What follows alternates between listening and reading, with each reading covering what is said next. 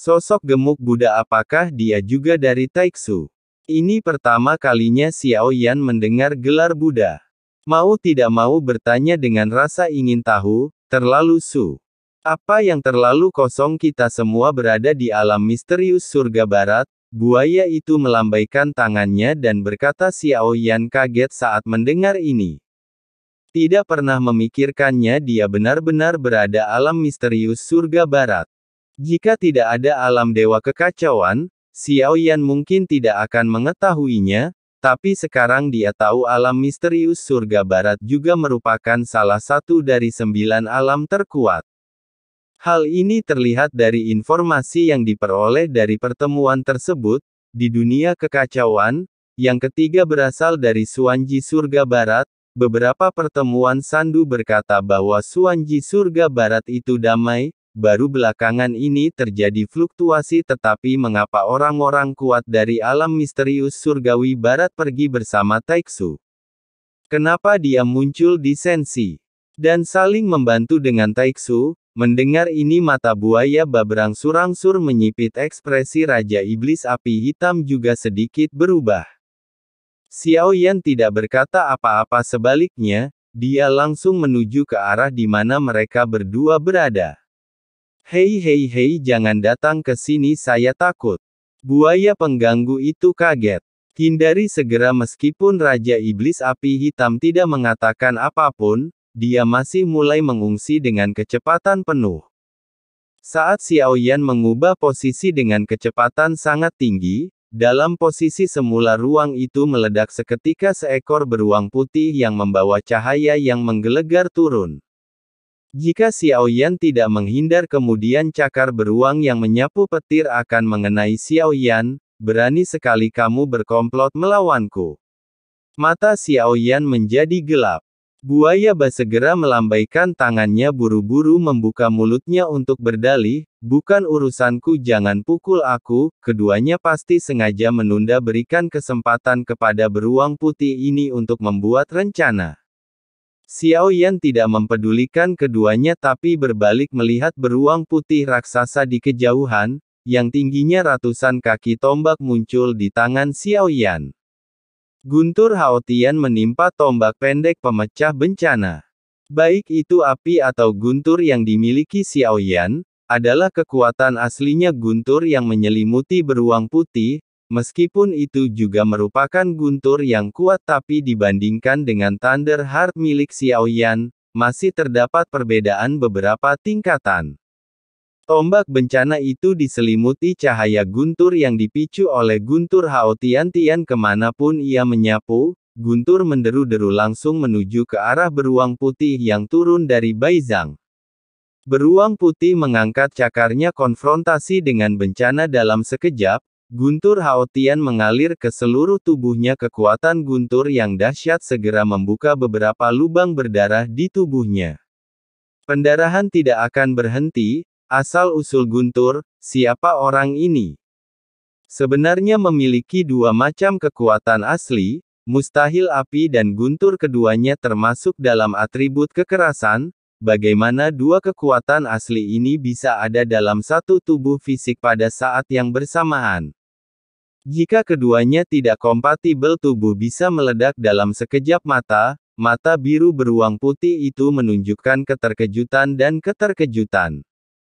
Tubuhnya yang tingginya ratusan kaki menyusut dalam sekejap. Tingginya hanya setengah dari Xiao Yan, seperti anak beruang yang baru lahir. Kelihatannya agak lucu. Bagaimanapun, dia juga anggota klan beruang Xuan Lei.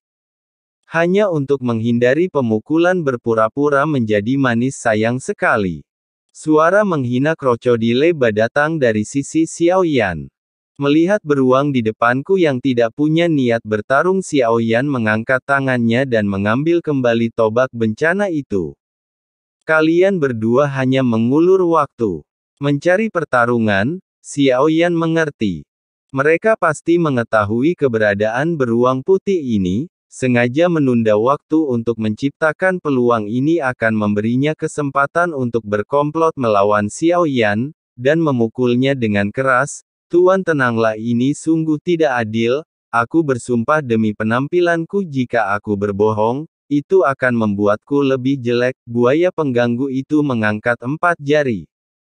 Tentu ia hanya memiliki 4 jari, apakah ada praktisi lain di sini? Xiao Yan bertanya dengan dingin, sudah hilang, benar-benar hilang. Hanya kita 3 monster buaya Ba merendahkan suaranya dengan sangat pelan. Sepertinya aku bahkan tidak bisa bernapas. Dia bahkan menyebut dirinya monster. Xiao Yan tidak punya waktu untuk menghadapinya. Kuncinya adalah menemukan jalan keluar dari sini sekarang. Kamu pasti sudah lama berada di dimensi ini, kan? Tahukah kamu di mana letak kekurangannya? Atau bagaimana cara pergi? Tiran buaya, Raja Iblis Api Hitam, dan beruang putih mereka semua berdiri di jalur yang sama. Xiao Yan seperti seorang guru yang menegur mereka. Mereka semua berdiri dengan patuh. Dilihat dari kinerja mereka, yang membuat Xiao Yan merasa bukanlah mereka pengecut. Ini lebih seperti saya terbiasa takut dipukuli. Jadi lebih baik menundukkan kepala daripada dibunuh. Aku tahu sedikit tentang ini. Crocodile Tyrant berbicara lagi, kata-katanya cukup rahasia.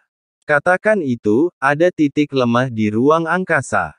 Tidak peduli seberapa lemahnya itu, bahkan dengan kekuatan kami tidak dapat membukanya. Tapi jika kamu ingin pergi selain menerobos ruang angkasa, ada cara lain. Buaya Ba berkata perlahan, diucapkan dalam satu tarikan napas. Xiao Yan menegur dengan marah, untuk menghidupkan suasana.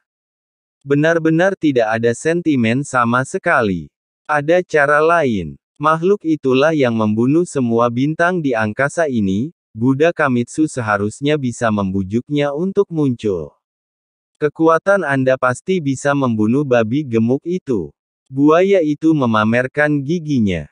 Berkata dengan marah, rupanya aku sudah lama terkurung di sini. Sangat membenci Kama Buddha itu. Dengar ini Xiao Yan mengerti ketiganya. Mereka sedang menunggu penyelamat diri luar angkasa.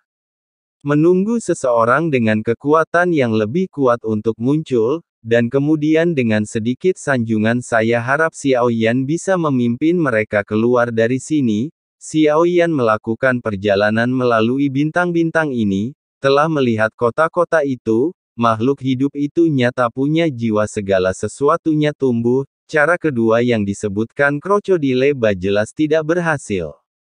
Ada mata anjing tidak perlu. Yang kedua hanya perlu menemukan kekurangan ruangnya. Anda harus bisa menerobos dan meninggalkan dunia ini, berjalan pergi ke kelemahan luar angkasa. Tuhan tetaplah seorang bodhisattva. Berbeda dengan monster seperti kita hanya ingin memakan orang. Buaya tiran terkekeh, kulit kepala yang digaruk dengan cakar mengeluarkan suara berderak. Ketika menyeringai, kami bahkan melihat ada jari manusia di antara giginya. Tuan ikut dengan kami, bawa aku ke sana. Xiao Yan memandang Bai Xiong yang berpura-pura menjadi manis dan berkata. Beruang putih itu tercengang. Kemudian tubuhnya menjelma menjadi ratusan kaki. Xiao Yan segera duduk di bahunya itu berubah menjadi pelangi dan menyapu ke arah depan. Namun pada saat ini sebuah celah besar tiba-tiba muncul di angkasa, seolah terkoyak. Lihatlah ke sepanjang celahnya. Satu matanya terbuka, berbalik dan menatap ke dalamnya melihat bulan di cermin. Melihat ke dalam ruang ini, sepertinya ini adalah dunia sakunya. Mati! Teriakan tajam segera, ketiga monster itu merasakan sesak di dada mereka. Segera seteguk darah muncrat, hanya Xiao Yan yang tidak merasakan apapun. Dia hanya mengangkat kepalanya dan menatap mata yang mengintip di celah itu. Xiao Yan memancarkan niat membunuh yang kuat, mata itu tertuju pada Xiao Yan sebentar, segera menghilang. Retakan luar angkasa juga menghilang. Apakah dia selalu seperti ini? Bukan itu masalahnya. Meskipun kita adalah monster tapi dia juga bukan orang baik, kata si buaya dengan makian.